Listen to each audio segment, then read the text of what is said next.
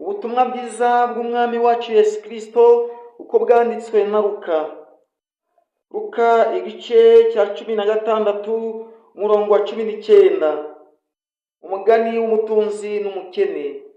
Hari umutunzi wambaraga imyenda y'umuhengeri n'ibitare byiza, iminsi yose agahora adamaraye. Kandi hariho n'umukene witwaga Lazaro wahoraga aryamye ku muryango w'uwo mukire. Umubiri we wuzuyeho ibisebe, imbwa nazo zarazaga zikamurigata mu bisebe, kandi yifuzaga guhazwa n'ubuvungukira buva ku meza y'umutunzi. Bukeye umukene arapfa, abamarayika bamujyana mu gituza cya Aburahamu, n'umutunzi nawe arapfa arahambwa. Ageze ikuzimu arababazwa cyane, yubuye amaso areba Aburahamu ari kure na Lazaro ari mu gituza cye. Arataka ati, Aburahamu sogokuru, mbabarira wohereze Lazaro akoze isonga y'urutoki rwe mutuzi antunyangirize ku rurimi, kuko mbabazwa n'uyu muriro. Aburahamu aramubwira ati, mwana wanjye, ibuka yuko wahawe ibyiza byawe ukiriho. Lazaro nawe yahawe ibibi, none aguwe neza hano, naho wowe urababazwa cyane.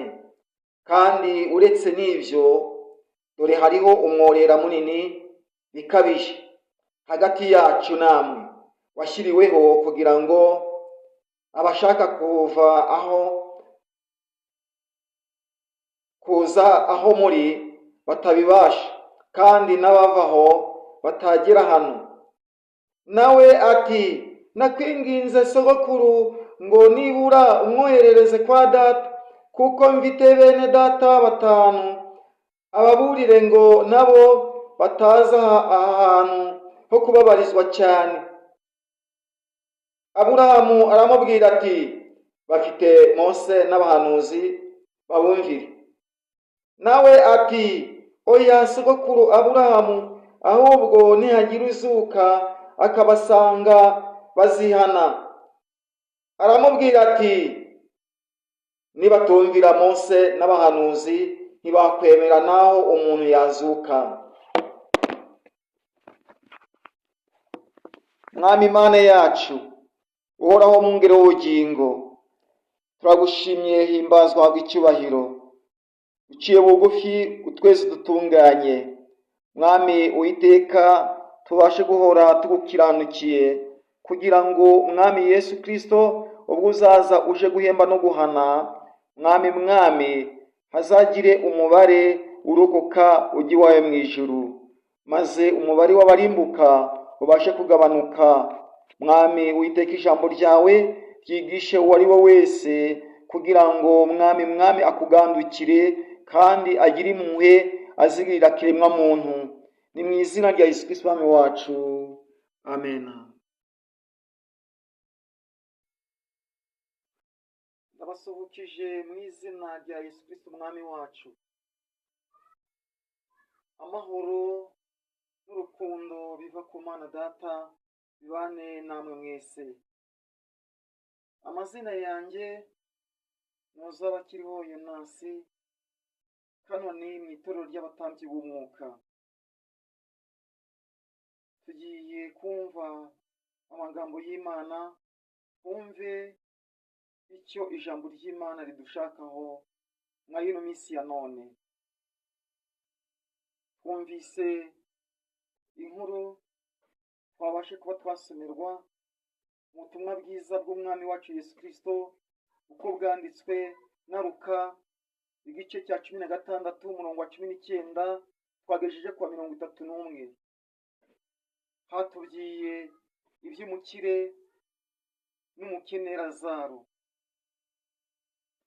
Buryo umukire yabayeho mu buzima bwiza adamaraye, yambaraga imyenda myiza y'igiciro cyinshi, afite ibyo kurya, ariko hari icyari kibuze mu buzima bwe. Icyari kibuze mu buzima bwe ni umutima w'impuhwe.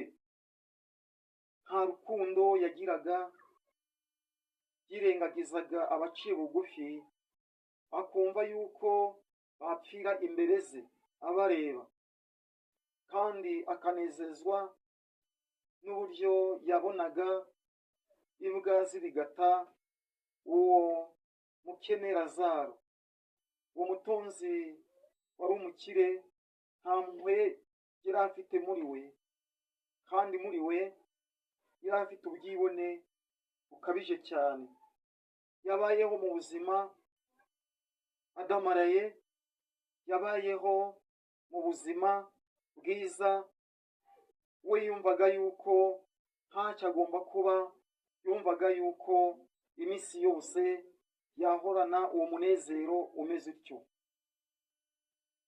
Twumvise uburyo Lazaro yahoraga aryamye mu mbuga ye, kandi umubiri we wabaga wuzuyeho ibisebe. Imbwa zazaga zikarigata umubiri we zirimo zikomba ibisebe. Umukire akanezezwa n'uburyo imbwa zimurigata, ntabashe kuba yababazwa n'uburyo Lazaro ameze ngo aze kumugaburira. Umukire yumvaga yuko Lazaro yahora ameze utyo, agahora aryamye iwe, agashimishwa n'uburyo imbwa zimurigata. Izo mbwa zarize, kandi uwo Lazaro yifuzaga n'ubuvungukira buvuye ku meza bukagwa hasi, ariko ntabubone, ntabubashe, kuko nta mbaraga yari afite zakagombye kumuvana aho yari aryamye. Igihe cyarageze, Lazaro aza gupfa. Abamarayika bamujyana mu gituza cya Aburahamu, aho agomba gusiga iyi si y'umubabaro, aho agomba gusiga isi yashaburiragamo, ababarizwamo, ahura n'ibibazo bikomeye, kuko ubwe yumvaga yuko kuba mu isi nta buzima. Maze ageze mu gituza cya Aburahamu, aranezerwa, arishima, agwa neza, bityo wa mubabaro yagiraga umuviramo ibyishimo mu gihe cyari kigezweho. Mu gahe gato nk'uko ijambo ry'Imana ritubwira, umukire nawe yaje gupfa. Nta handi yagiye kuba mu muriro. Arababazwa, arataka cyane, arababazwa, arataka, yibagirwa ubuzima yabayemo mu gihe yari akiriho. Sinzi uburyo yabashije kwitegereza, areba kure, agiye kubona, abona Lazaro ari mu gituza cya Aburahamu. Yabonye Lazaro ari mu gituza cya Aburahamu. Lazaro wa wundi wirengagijwe, Lazaro wa wundi wafatwaga nabi, Lazaro wa wundi warigatwaga n'imbwa, imbwa zikamurigata. Umukire abonye ari mu gituza cya Aburahamu anezerewe. Yamwirengagije mu gihe Lazaro yarashavuye, umukire aramwirengagiza. Ariko tugiye kumva uburyo umukire yifuje agatonyanga k'amazi Lazaro abasha kuba yamushyikiriza bitagishoboka. Maze umukire arataka cyane, abwira Aburahamu ati, Aburahamu we, sogokuru, mbabarira umbwirire Lazaro afate ururimi rwe arukoze mu mazi, antonyangirize mu kanwa kanjye, kuko aho ndi mbabazwa cyane. Aburahamu yaramusubije ati, ntibyashoboka, kuko Lazaro uyu ubona yabayeho mu gihe kigoye, ariko ubu aguwe neza. Ntibyashoboka yuko hagira uva hano ho turi ngo agere iyo yo muri aho mubabarizwa, kandi nta n'uwava aho muri ngo agere hano aho Lazaro anezerewe. Ntibyashoboka, kuko kuva aha kugera aho muri hari intera ndende, hari umworera muremure. Maze umukire wabazwaga cyane, wari urimo ahura n'ibikomeye, ababazwa, abwira Aburahamu ati, Aburahamu sogokuru, bwira Lazaro agende aburire bene wacu, mfite bene data 5, ababurire kugira ngo batazansanga hano hondi, kuko mbabazwa cyane. Aburahamu yaramusubije ati, oya, ntibyashoboka, kuko aho bari bafite Mose n'abahanuzi, nibawumvire. Mose ni amategeko, abahanuzi ijambo ry'Imana, Bibiliya ijambo ry'Imana. Nibatumvira amategeko, nibatumvira ijambo ry'Imana, ntabwo bahinduka, ntabwo babasha guhinduka baramutse batabyumviye. Bumvire Mose, bumvire abahanuzi. Uwo ni wo muburo gusumbya uko Lazaro yava muri uyu munezero ngo asubire mu isi yararimo ashavuriyemo. Ntibyashoboka. Byari bikomeye cyane. Umukire yarababajwe, umukire yaratesetse, arababazwa. Kamere mbi zari zimurimo mu kudamarara kwe zimushizemo. Kamere mbi, umudamararo yararimo mu gihe cyo kubaho kwe umushizemo. Ubwibone yari afite mu gihe cyo kudamarara kwe umushizemo. Umururumba yari afite mu gihe cyo kudamarara kwe umushizemo. Ahubwo abonye inyiturano mbi cyane yo kubabazwa n'umuriro. Ntukirengagize mugenzi wawe bitewe n'uko ari mu buzima bubi kandi bugoye. Ntukirengagize mugenzi wawe ngo nuko ari mu buzima bubi, arimo bugoye bukakaye, ntukamwirengagize, utazamera nk'uyu mutunzi uri mubabazwa. Ahubwo mu gihe cyose uzaba ufite uburyo bwo gukemurira mugenzi wawe ikibazo, ugikemure ugifite igihe, uzabona inyiturano nziza. Ntukadamarare ngo wumve yuko wageze mu isi utazi uburyo ki uzayivamo, ugasanga noneho wicujije bitagishoboka. Gerageza uce bugufi, wumve yuko ibyo wahawe ugomba kubyitwararikamo neza, kandi muri byose ukamenya yuko hari bagenzi bawe bafite ibibazo, ukagerageza kubasanga ubahumuriza, ukagerageza kubasanga ubereka yuko ubuzima babayemo ejo bizahinduka bikaba neza, ukabahumuriza. Ntukabashinyagurire, ntukabereke yuko ibyabo byarangiye. Oya, uracyafite uburyo bwo kubasha kubahumuriza no kubakomeza. Mu gihe uba ufite icyo kurya ubahereze, mu gihe uba ufite icyo kwambara ubahereze nk'uko ijambo ry'Imana ribitubwira igihe Yohana yari arimo yigishiriza kuri Yorodani, maze asanganirwa n'abantu benshi, abasirikare, abakoresha b'ikoro, abafarisayo n'abanditsi, maze abasirikari bamubaza ibibazo, none tugire dute? Abasadukayo, abafarisayo, none tugire dute? Maze Yohana agiye kubasubiza, arabasubiza ngo ufite icyo kurya agihereze utagifite, n'ufite imyambaro ibiri afate umwambaro umwe yambike uwambaye ubusa. Abwira n'abasirikari yuko bagomba kujya banyurwa n'ibihembo byabo.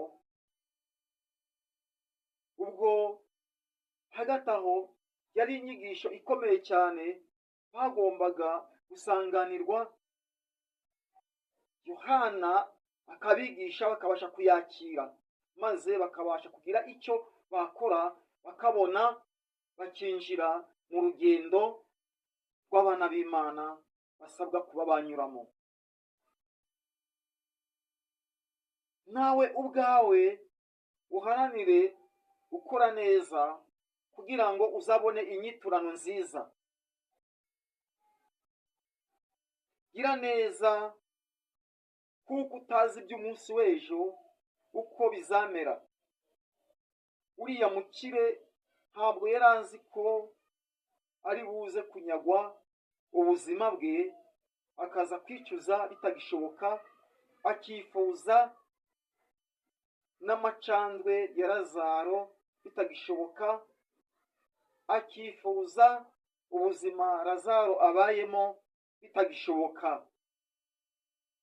Nawe ubwawe jya ugerageza kubana neza n'abandi, kandi mubane amahoro mu buzima mubayemo bwose. Ujye ugerageza usanga bagenzi bawe koko bigenda bihinduka. Ugomba kuba ubabaye none, ariko umunsi w'ejo ukabasha kunezererwa. Ugomba kuba ubuze amahoro uyu munsi, ariko ejo ukabona umunezero. Uyu munsi hari ugomba kuza akagushinyagurira, ariko umunsi w'ejo akazicuza abonye warateye intambwe, warageze mu bundi buzima.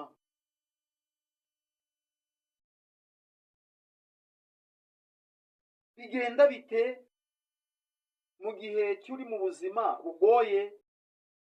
Ntukivovote, ntukinubwe, ntukumve yuko Uwiteka Imana yagutereranye, ahubwo ujye usenga Imana. Uwiteka Imana hari icyo izakora mu gihe gikwiriye. Uwiteka azakora ibikwiriye bijyana n'ubuzima bwawe. Ubuzima burahinduka. Umukire na Lazaro, ubuzima bwiza yabayemo uriya mukire ntabwo yari azi yuko yahinduka. Somye kwa kiriya gice cya 16 umurongo wa 19 hatubwira uburyo uwo mukire yari ari mu buzima bwiza. Ubuzima bwiza nyuma y'ubuzima bubi. Uriya mukene Lazaro yabayeho mu buzima bubi, ariko igihe kirageze agera mu buzima bwiza. Inyigisho twakuramo ni iyihe? Kutubuza kudamarara ngo twibagirwe, kudaheranwa n'agahinda, nyuma hariho umunezero. Ntuheranwe n'agahinda, nyuma hariho umunezero. Ntuheranwe n'ibibazo, nyuma hariho ibyishimo. Ugire ibyiringiro yuko Uwiteka Imana aje kugushyira mu buzima bwiza wowe ubwawe wari warabuze. Wabayeho mu buzima bugoye, urashinyagurirwa. Wabayeho mu buzima bukakaye, barakwirengagiza. Wabayeho mu bibazo bikomeye cyane, ubura uwawe, kugeza igihe n'imbwa ziza zikakurigata. Ab'isi bumva yuko wahera muri ubwo buzima bugoye, muri ubwo buzima ubamo bagushinyagurira, bumva yuko byarangiye. Oya, ntabwo birangiye. Komeza urugendo, usenga Uwiteka Imana ije kukwibuka. Humura, izere, humura, shikama. Uwiteka Imana akuzi. Ni kenshi wababaye, ni kenshi wababajwe, ni kenshi wabuze abawe, imiryango yakuvuyeho bitewe nuko uri ukuri, bo bumva yuko wakakaye. Mu buzima ubayemo ubwawe ntabwo wumvaga yuko uzabubamo, wumvaga yuko wamera nk'abandi, ariko ntibyashobotse. Barimo babikwangira, kandi si wowe washatse yuko waba uko nk'uko. Ntabwo wabura kumera nk'abandi, ariko n'isaha itari yagera, n'isaha itari yagera. Ubuzima urimo menya yuko bugomba guhinduka. Inyigisho rero niyo kutubuza kutadamarara ngo twibagirwe. Wibagirwe gukora neza, ntudamarare. Oya, ntudamarare ngo wibagirwe. Nawe inyigisho niyo kudaheranwa n'agahinda, nyuma hariho umunezero. Uzirinde icyatuma wicuza wowe udamaraye. Uzirinde icyatuma wicuza bitagishoboka. Uzirinde icyatuma wicuza nyuma y'umunezero urimo, mu gihe uzaba ugeze mu mubabaro. Mu gihe uri mu mudamararo, reba, genzura, urebe kugira ngo hatazagira icyazatuma wicuza. Nyuma y'umubabaro hari umunezero. Akagaye nako kwisuzuma. Wowe ukimara kumva aya magambo, ese ni uwuhe mugambi wafashe? Wowe ukimara kumva iri jambo ry'Imana, ese ni iyihe nyigisho wakuyemo? Ese ntabwo ujya wirengagiza bagenzi bawe? Iyi nyigisho y'uyu munsi irakubwira ngo ntudamarare. Umunsi wadamaraye uzatungurwa, kandi umunsi watunguwe uzifuza abo wirengagizaga bitagishoboka, mu gihe urimo ubona baguwe neza. Sha bugufi usenga Uwiteka Imana, wige gukora neza igihe kikiriho. Wahawe agahe ko kwitekerezaho. Nugakoresha neza, Imana izakwitura, ariko nugakoresha nabi uzabona ingaruka. Hari ibihembo umwana w'umuntu azabona mu gihe yabashije kubana neza n'abandi. Azabona ingororano, azaba ahantu h'umunezero nk'aho Lazaro yabayemo. Ariko hari ingaruka mbi igomba kugera ku muntu wirengagije bagenzi be. Azahura n'umubabaro mu gihe azaba amaze kuba mwa ino si. Twige gukora neza nicyo Uwiteka Imana dushakaho. Tugendere mu bitunganye kugira ngo dushyikire umugambi Uwiteka Imana adufiteho wo kuzabona ubugingo buhoraho bubonerwa muri Yesu Kristo umwami wacu. Ibyo mbambarije nane niyambariza mu izina rya Yesu Kristo umwami wacu. Amen. Mana uhoraho, turagushimye aya magambo atugirira umumaro, mu izina rya Yesu Kristo umwami wacu. Amen. Mwari kumwe n'uzabakiriho Yonasi, hano ni mu batambyi b'umwuka. Aya magambo ntabwo areba abatambyi b'umwuka gusa, ntabwo areba abagatolika gusa, ntabwo areba abadivandisite gusa, ntabwo areba abadivandisite gusa, ntabwo areba anglikani gusa, ahubwo areba ingeri zose, kugira ngo buri wese yumve icyo Uwiteka Imana mushakaho, yibuke gukora neza. Ndagusaba inkunga, kora kuri subscribe, unabashe no gukora kuri like, wohereze na bagenzi bawe, maze ubutumwa bwiza bwaguke. Murakoze, Imana ibagirire neza.